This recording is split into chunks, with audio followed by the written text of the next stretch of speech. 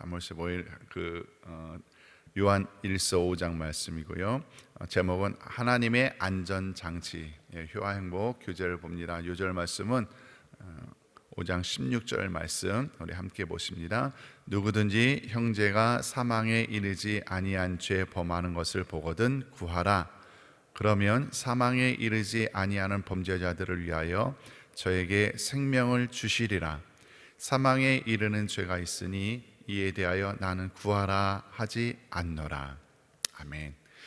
계속해서 보겠습니다. 사람으로 살면서 사람을 도우라는 명령을 받은 한 천사가 있었다. 사람을 도우며 살던 천사는 다시 하나님의 부름을 받게 된다. 그러나 천사는 두고 가야 하는 사람들이 걱정되었다. 하나님, 제가 떠나면 이들은 누가 돕습니까? 세상은 너무 악하고 사람들은 너무 연약합니다.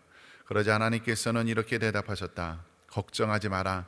내가 그들에게 형제를 주었다.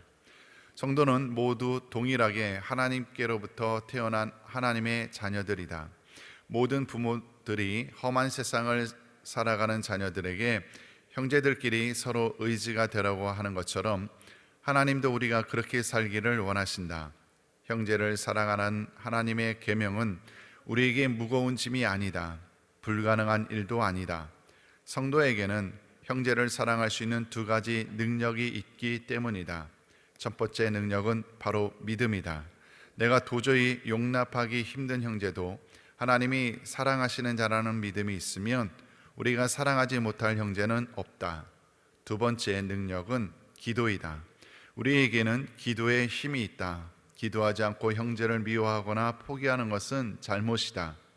우리는 죄에 빠진 형제, 이단의 유혹에 빠진 형제를 위해서 끈질기게 기도해야 한다. 형제에게는 희망이 없어 보여도 기도가 희망이다. 우리가 형제를 위해 기도하면 하나님은 다 응답하신다. 우리가 믿음과 기도와 희망의 삼겹줄로 형제를 사랑하면 악한 자가 저를 만지지도 못한다. 예수님께서 저를 지키신다. 가족은 물론 예수 안에서 만난 성도들, 나의 이웃들은 모두 하나님께서 나를 위해 두신 하나님의 도움들이다. 그리고 나도 또한 그들에게 하나님의 도움이 되어야 한다. 믿음 생활은 홀로 하는 것이 아니다. 우리는 서로를 사랑하고 도우며 살 때 믿음과 영생을 지켜갈 수 있다.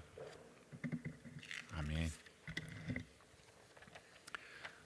오늘 요한일서 5장 말씀으로 하나님의 안전장치라는 제목으로 함께 은혜를 나누기를 원합니다. 한문에도 보면은 사람 인자가 서로가 서로를 기대고 있는 모습을 보게 됩니다. 또 우리나라 예전에도 그런 말이 있었죠. 이웃 사촌. 이웃이 가족과 같이 그렇게 가깝고 또 긴밀한 관계를 맺어서 어렵고 힘든 일이 있을 때마다 어떤 때는 가족보다도 더 가깝게 서로 도움을 주고받았던 그런 일들이 있었기에 우리나라 예전에 이웃사촌이라는 말도 있었던 것 같습니다. 우리 믿는 자들의 모습에 있어서 이웃은 어떻게 우리가 받아들여야 될까? 오늘 그 이야기를 하려고 하는 것입니다. 우리는 이 세상 살아갈 때 혼자 살아갈 수 없죠. 모든 사람은 사회적 동물이라 사회 가운데에서 거하게 됩니다. 무인도에서 혼자 사는 것 아니고 내 주변에 좋든 싫든 수많은 사람들과 연계되어서 관계하면서 삶을 살아가게 됩니다. 하나님께서 왜 우리 주변에 이 많은 사람들을 두셨을까? 우리 가족도 있고요, 우리 이웃도 있고요, 교회 내에 우리 성도들도 있어요. 수많은 사람들, 내 주변에 있는 사람들, 왜 하나님께서 나와 관계 맺으며 이렇게 살게 하셨는가?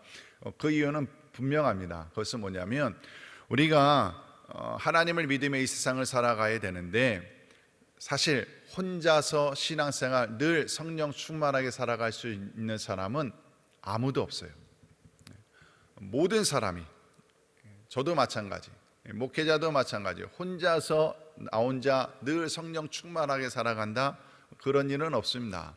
우리는 연약하고 부족하여서 우리가 하나님의 은혜를 붙잡을 때도 있지만 어떤 때는 낙심하여 쓰러질 때도 있어요. 넘어지고 또 어떻게 살아야 되는지 알고는 있지만 그렇지 못할 때도 있지요. 이때에 서로가 서로를 붙잡아주고 일으켜주라는 거예요. 성령 충만한 사람이 성령 충만하지 않은 사람을 붙잡아주라는 거예요. 위하여 기도해주고 다시 세워주고 회복시켜주라는 거예요. 그래서 함께 더불어 신앙생활 잘해 나가라고. 그러니 어떤 의미에서는요, 그렇지요, 우리 모든 사람들이 동역자입니다. 동역자. 이 동역자라는 의식이 우리 가운데 있어야지, 그래야 우리가 서로가 서로를 향하여서 중보할 수 있고 함께 신앙생활에 나아가며 하나님 앞에 나아가게 되어질 줄로 믿습니다. 그런데 사실 그래, 내 주변에 다 동역자지, 뭐 하나님께서 나에게 붙여주신 사람이지 라고 생각을 하려고 하지만 사실 이 마음 갖기가 쉽지가 않습니다. 왜냐하면 나하고 마음이 잘 맞는 사람이 있는가 하면 그렇지 않은 사람들이 있기 때문에 그래요. 나한테 도움이 되는 사람이 있는가 하면 그렇지 않은 사람들이 있어요. 어떠한 사람은 나한테 상처만 주고요, 어떠한 사람은 나를 힘들게만 합니다. 하나님 믿는 사람인데도요, 세상 사람이 아니라 같이 신앙생활하는 사람인데도 불구하고 그럴 수 있고, 또 내 사랑하는 가족이 나를 힘들게 하는 경우도 있더라는 거지요. 이걸 어떻게 해결할 것인가 라는 거예요. 하나님은 모든 사람들, 나와 관계된 모든 사람들을 다 나의 동역자로 주신 것이 분명한데, 사실 우리의 실제의 삶 가운데서는 그 모든 사람들이 다 동역자로 여겨지지 않으니 이게 어려운 거예요. 그러면 어떻게 해야 이 모든 사람들, 나와 관계된 이 모든 사람들이 하나님께서 나에게 주신 동역자인가, 그렇게 받아들일 수 있는가, 이것을 어떻게 해야 우리가 그렇게 생각되어질 수 있는가 하면, 첫 번째로는요, 믿음인데, 믿음이 중요한데 어떠한 믿음이냐면 하나님께서 이 사람도 나에게 붙여주셨다라는 믿음이에요. 현재는 나한테 도움이 안 되고 나한테 상처만 주는 이 사람 때문에 내가 너무 힘들고 내가 너무너무 고단해요. 그러나 그럼에도 불구하고 하나님은 이 사람도 사랑하고 계시고, 하나님은 이 사람도 나에게 동역자로 주셨음을 믿는 것, 그 믿음이 중요한 줄로 믿습니다. 하나님께서 허락하신 사람이다라는 것과 하나님이 나만 사랑하는 것이 아니라 이 사람도 사랑하고 있다라는 그 믿음을 놓쳐서는 안 돼요. 신앙생활을 해 나가면서 그런 경우 많이 보지요. 야, 어떻게 믿는 사람이 저럴 수가 있을까? 이런 사람들이 있어요.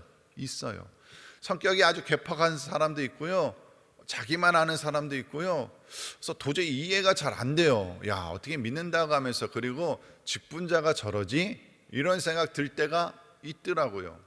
그런데 그런 생각하면서, 야, 저분은 주변에 사람도 없겠다. 왜? 뭐 너무 이기적이고 너무 생각이 괴팍하고 막 이러니까 주변에 사람이 아무도 없을 거야, 이랬는데 그게 아니더라고요. 그분 주변에도 친한 사람이 있고요, 내가 봤을 때 이상해 했는데 친한 무리들이 있어요. 같이 잘 지내시는 사람들이 있더라고요. 이걸로 봐서 어떤 결론을 내리게 되냐면, 이 사람이 무조건 틀리고 잘못된 것이 아니라 나하고 좀 안 맞는 거죠. 그죠? 이 사람이 틀렸다가 아니라 나하고 좀 다른 거죠.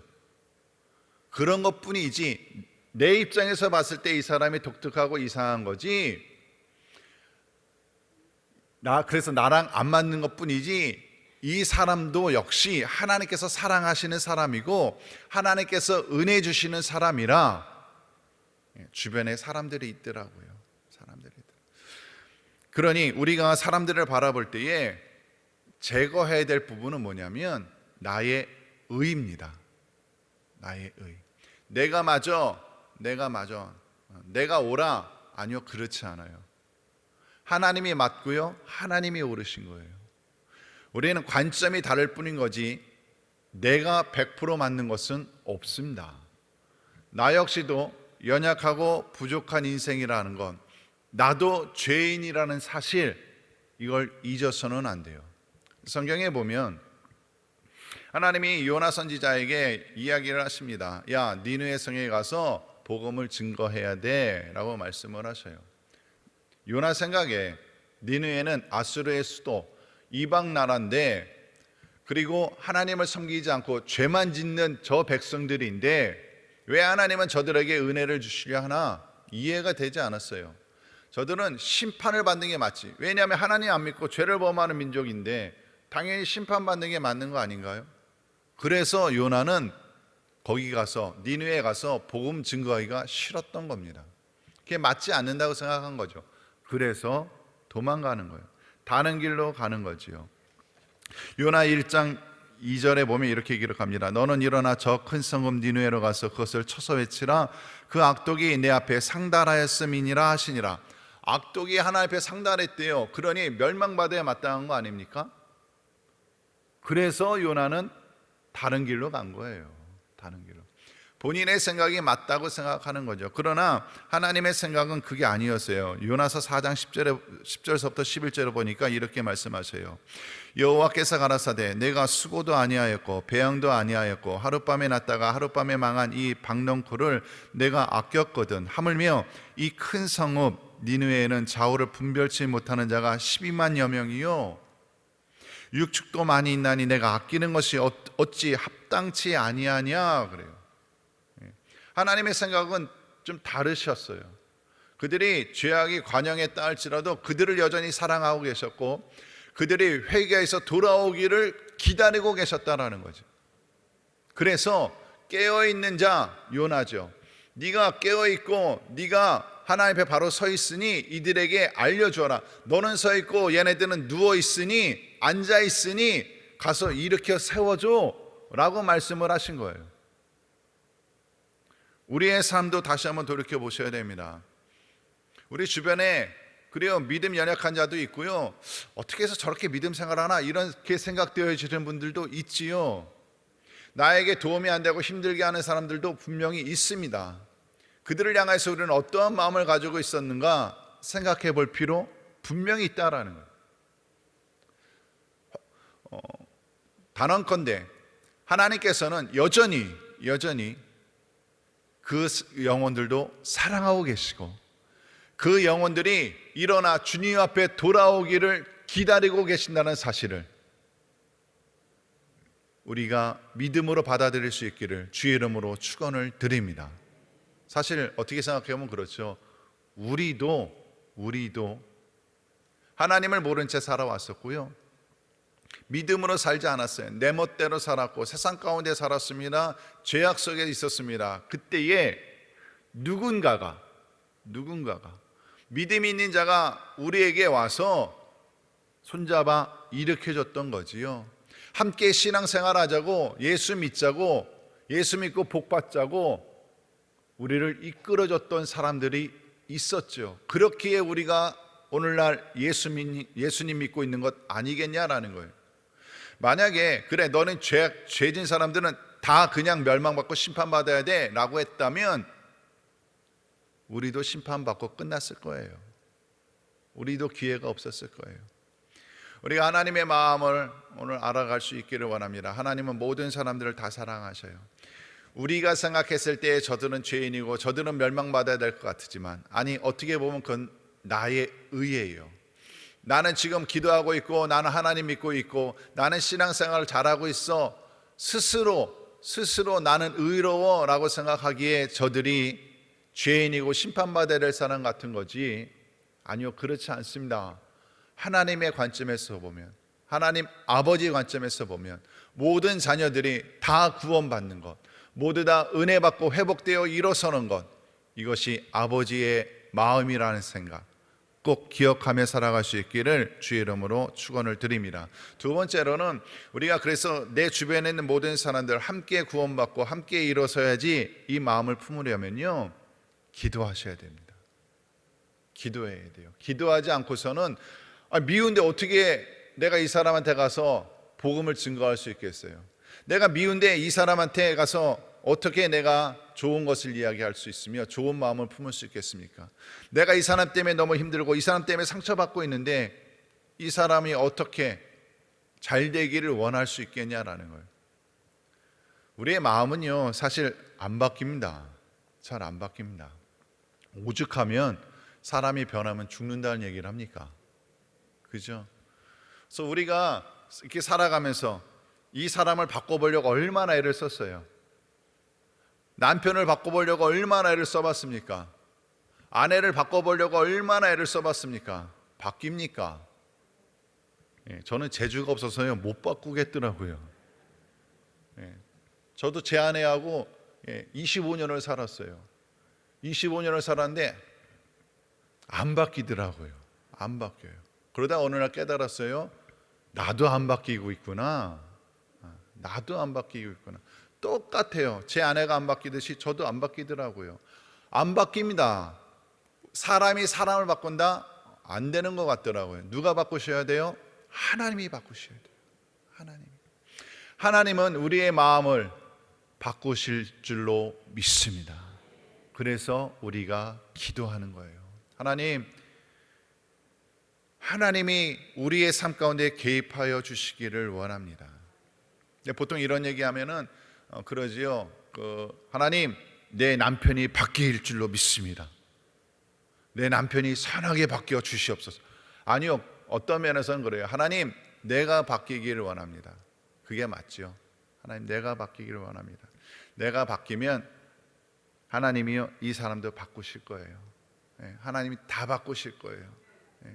이 사람을 바꿔주세요라고 얘기하는 것은 여전히 자기 의가 있는 거예요. 나는 맞고 이 사람은 틀리다라는 거죠.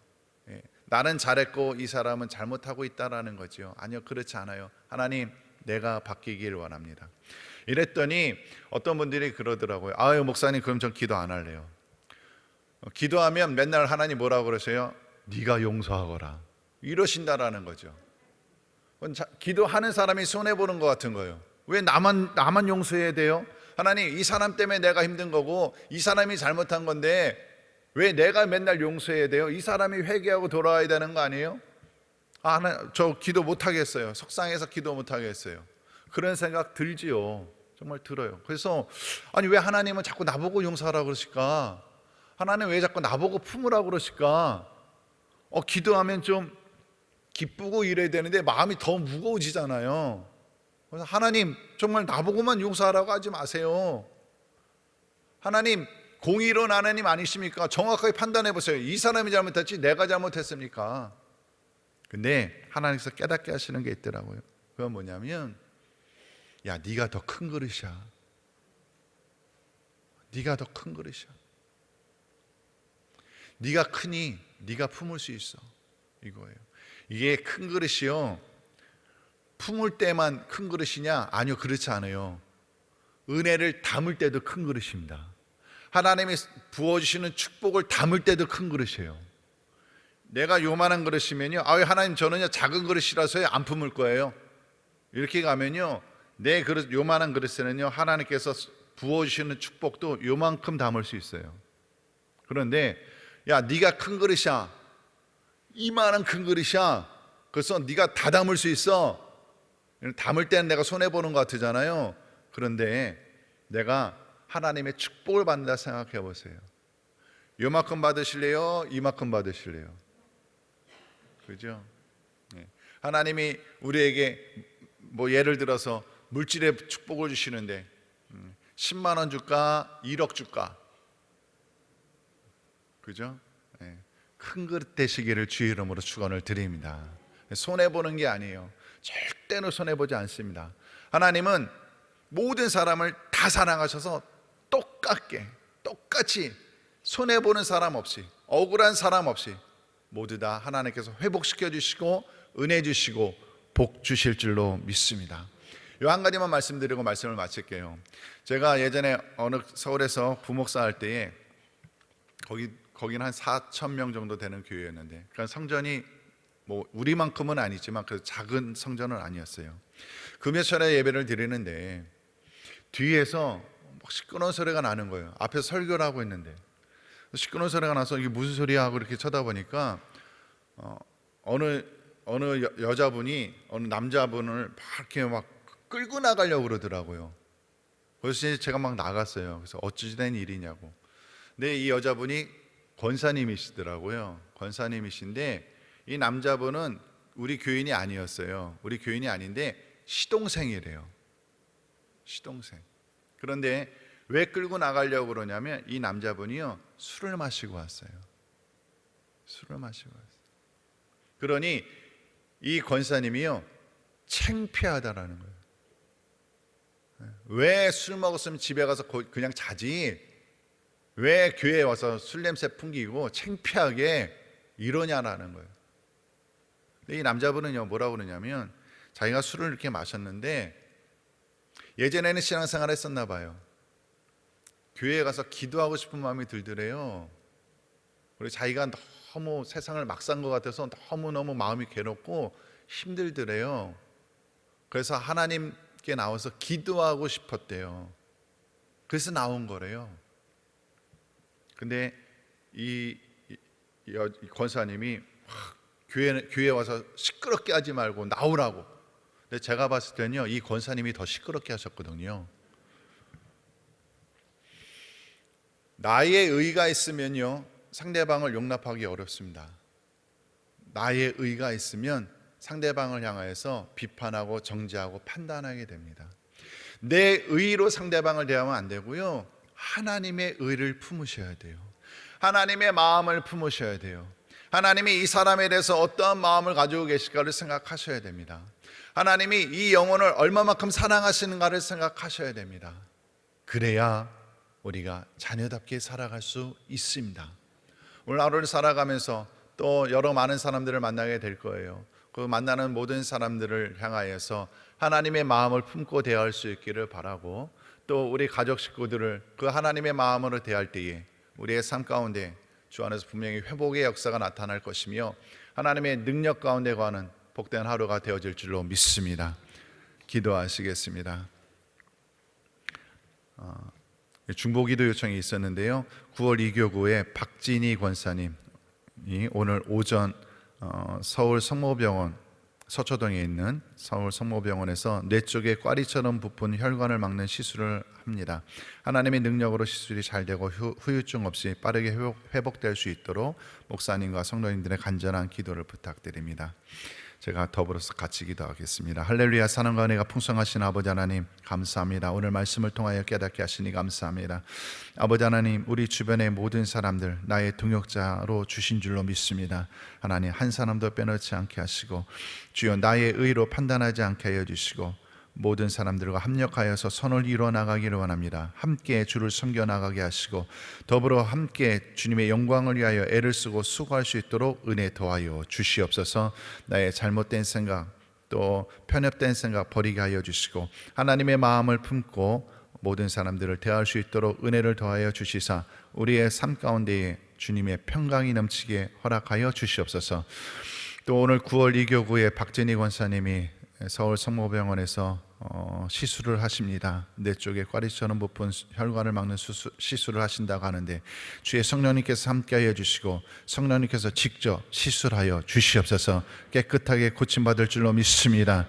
또 후유증 없게 하시고 재발되지 않게 하여 주시고 강건함으로 회복되어 남은 여생 더 주를 위하여 애를 쓰고 수고하는 우리 박진희 권사님 될 수 있도록 은혜 더하여 주시옵소서. 감사드리옵고 예수님의 이름으로 기도드리옵나이다. 아멘.